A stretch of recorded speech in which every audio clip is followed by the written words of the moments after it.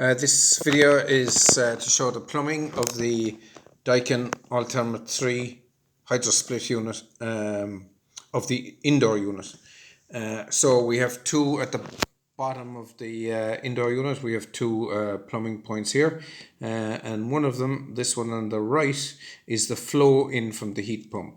So the first thing to do is to make sure that we know which pipe going from the inside to the outside is the flow, which one we're going to make the flow, and to label both of them, flow here and outside flow, and the same with the return.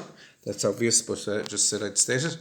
And then the flow coming in from the heat pump goes into that one on the right. If we look at the diagram, the installation manual, which comes with it, this is page 7 of this installation manual, which shows the indoor unit.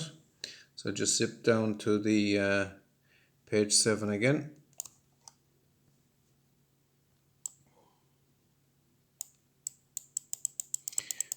So we can see there that it says A, which is the one on the right here, is the water in connection, and B is the water out.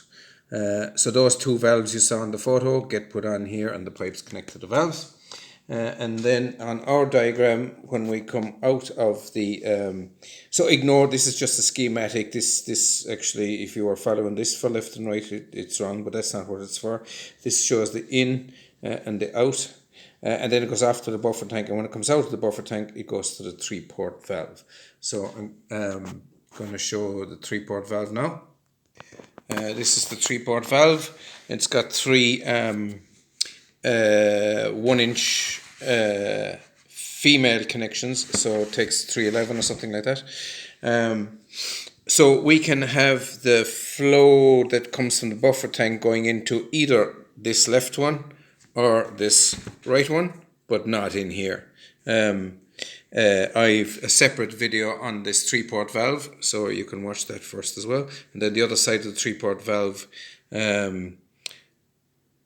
well, either this one goes to heating or that one goes to heating, whichever. So anyway, it's just that the flow in must be either here or here, and then we can choose which one where we want the output, whether it's going to the heating or the hot water, based on which is the easiest piping, and we can figure it all out later with wiring and all that. And yeah, I believe the rest of this is done. So, and then just a quick note on the outdoor unit. When the outdoor unit does come in, I think the back of it looks like this. So we have a pipe here and a pipe here. One quite a bit above the other. These are cable entry points, but this one at the bottom is A, which is the water inlet. Water inlet is the return, it's the inlet to the machine, and B, the water outlet, is the flow.